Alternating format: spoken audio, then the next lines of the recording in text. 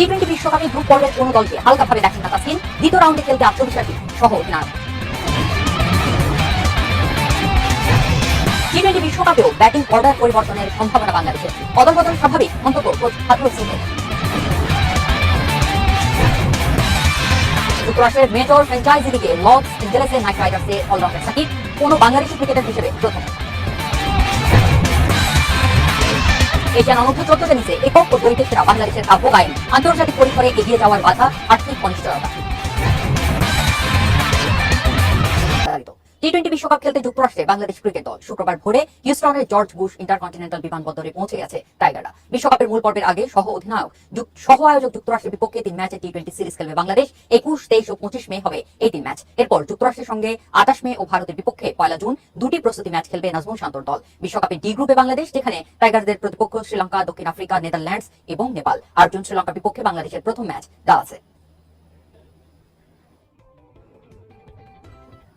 Netherlands কিংবা নেপালকেও হালকাভাবে নিতে চান না টাইগারদের সহ অধিনায়ক তাসকিন আহমেদ। টি-20 বিশ্বকাপে নিজের অভিজ্ঞতা কাজে লাগিয়ে দলকে ভালো কিছু উপহার দিতে চান এই স্পিড স্টার। ইনজুরির কারণে যুক্তরাষ্ট্রের বিপক্ষে টি-20 সিরিজে না থাকলেও বিশ্বকাপের প্রথম ম্যাচ থেকে তাসকিনকে পাওয়ার আশা ম্যানেজমেন্টের। বাংলাদেশ দলে একটা ম্যাচ খেলার জন্য মরিয়াছিলাম, কারণ সবাই বলছিল যে আমি ডান ফিনিশড, মানে আমি আমার নিজের জন্য নিজের সাথে জিত করে একটা ম্যাচ খেলতে চাইছিলাম, যে আমি আরেকটা বার হলেও রেড এন্ড গ্রিন করবো। ইনজুরি আর অফর্মের কারণে অনেকেই ধরে নিয়েছিলেন ফুরিয়ে গেছেন তাসকিন। 2019 বিশ্বকাপের আগে মিরপুর স্টেডিয়ামে আবেগাপ্লুত তাসকিন এবার যুক্তরাষ্ট্র ও উইন্ডিজে অনুষ্ঠিত টি-20 বিশ্বকাপে টাইগারদের সহ অধিনায়ক। আমার জন্য দল পিছাইতে 2 দিন পরে দিচ্ছে, এটা actually proud moment as a player. চেষ্টা করব এই সম্মানটার ভ্যালু দেওয়ার। কামব্যাক করার পথটাও সহজ ছিল না টাইগার স্পিড স্টারের জন্য। করোনা মহামারীতেও হাল ছাড়েননি, চালিয়ে গেছেন কঠোর অনুশীলন। এবার সময় এসেছে লাল সবুজ জার্সিতে দেশকে কিছু উপহার দেয়ার। আগে চেয়ে ইমপ্রুভ করছি, এক্সপেরিয়েন্স হয়েছি। এত বছর বাংলাদেশ দলে খেলে যদি আমি এখন নিজেকে ইমপ্রুভ না করি, তাহলে আমি আমার দেশের সাথে ক্রাইম করতেছি। তো আমার ইমপ্রুভমেন্ট করাটা খুবই নর্মাল বিষয় এবং করতেই হবে। টি-20 বিশ্বকাপ নিয়েও বেশ উচ্ছ্বসিত তাসকিন। কঠিন গ্রুপ হলেও দ্বিতীয় রাউন্ডে খেলতে আশাবাদী টাইগারদের সহ অধিনায়ক। যদিও প্রথম 2টা ম্যাচই big match, Sri Lanka, South Africa. টি-20 খুবই আনসার্টেনিটির খেলা, যে কাউকে হারাই দিতে পারে যে কোনো সময়। সো নেদারল্যান্ড, নেপালকেও এই জন্য লাইফলি নেওয়ার কিছু নাই, কারণ টি-20 খুবই মানে যে কোনো সময় যে কোনো কিছু করে দিতে পারে টি-20। তো অবশ্যই আমরা যাবো ইনশাআল্লাহ। ইনজুরি নিয়েই বিশ্বকাপ দলে জায়গা পেয়েছেন তাসকিন। যুক্তরাষ্ট্রের বিপক্ষে টি-20 সিরিজে বিশ্রামে থাকলেও বিশ্বকাপের প্রথম ম্যাচ থেকেই স্পিড স্টারকে পাওয়ার আশা ম্যানেজমেন্টের। Kamrul Hasnat, independent news. দেয়ালে পিঠ থেকে যাওয়ার পর কিভাবে ঘুরে দাঁড়াতে হয়, কিভাবে শেষ থেকে শুরু করতে হয়, সেটা শিখিয়েছেন মাহমুদুল্লাহ রিয়াদ। 2022 বিশ্বকাপ মিস করলেও আবার বিশ্ব আসরে যাচ্ছেন ফিনিশার হিসেবে। ফর্মে থাকা অলরাউন্ডারের উপর ভরসা রাখছেন হেড কোচ। ভারত বিশ্বকাপে ব্যাটিং অর্ডার পরিবর্তন নিয়ে সমালোচনায় পড়লেও এবারও একই পরিকল্পনা ম্যানেজমেন্টের। 2021 বিশ্বকাপে ছিলেন অধিনায়ক। বাজে একটা আসর শেষে ফিরে এসে হারান অধিনায়কত্ব, দলেও জায়গা হারান তখনই। সেখানে মাহমুদুল্লাহর শেষ দেখেছিলেন অনেকেই। 2022 বিশ্বকাপ মিস করেছেন, এরপর অবিশ্বাস্য কামব্যাকের গল্প লিখেছেন। ফিরে এসেছেন 24-এ। যে মাহমুদুল্লাহর সাথে হাথুরুর অম্লমধুর সম্পর্ক, সে কোচের বড় ভরসা এখন 38 বছর বয়সী এই অলরাউন্ডার। সে ভালো ফর্মে আছে, মিডল অর্ডারে ব্যাট করবে, এখন সে সেরা ক্রিকেট খেলছে। ব্যাটিং অ্যাপ্রোচে অনেক পরিবর্তন এনেছে ও। জাতীয় দলের সাথে ঘরোয়াতেও রান করেছে। ফিনিশার রোলেও তাকে খেলানো যাবে, ভালো করবে আশা করি। গেল বছর ভারত বিশ্বকাপে হাথুরু সাকিবের সমালোচনা সবচেয়ে বেশি হয়েছে ব্যাটিং অর্ডার পরিবর্তন নিয়ে। প্রায় প্রতি ম্যাচে এলোমেলো হয়েছে অর্ডার। টাইগার কোচ এবারও সে একই পথে হাঁটতে চান। আমেরিকায় খেলা সবার কাছেই নতুন অভিজ্ঞতা। আমরা কয়েকটা কম্বিনেশন নিয়ে কাজ করব। টি-20 ম্যাচে পরিবর্তন হবে, এটাই নর্মাল। সবাই প্রস্তুতি সেভাবেই নিয়ে রাখছে। আমেরিকা সিরিজের পর 2টি প্রস্তুতি ম্যাচের সূচিও চূড়ান্ত হয়েছে।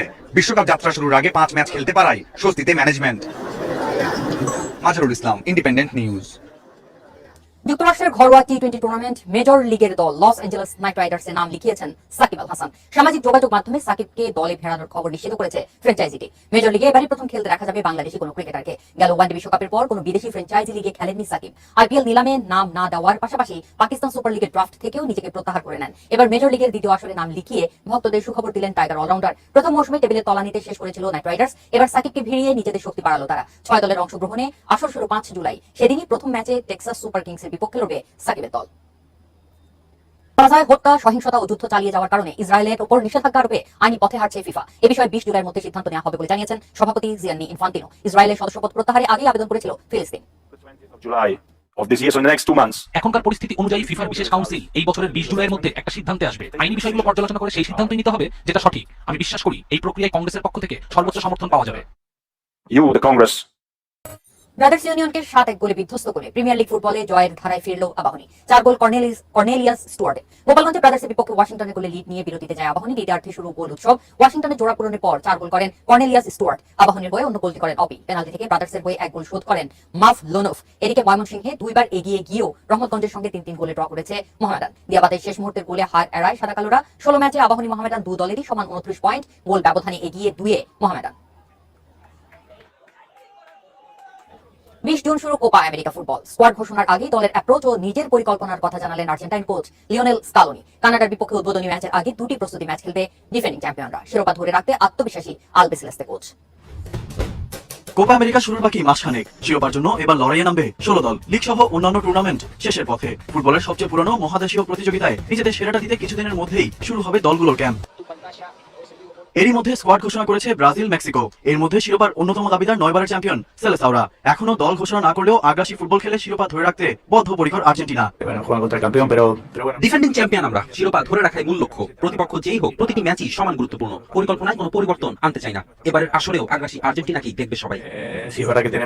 আগের তুলনায় খেলোয়াড়দের এখন ব্যস্ততা বেড়েছে। লিগ ও একাধিক টুর্নামেন্টের টানা ধকল, তাই ইনজুরিতে পড়ার সংখ্যাও প্রবল। নিজেদের গুছিয়ে নিতে কোপা আমেরিকার আগে তাই 2টি প্রস্তুতি ম্যাচ খেলবে মেসি, ডি মারিয়ারা।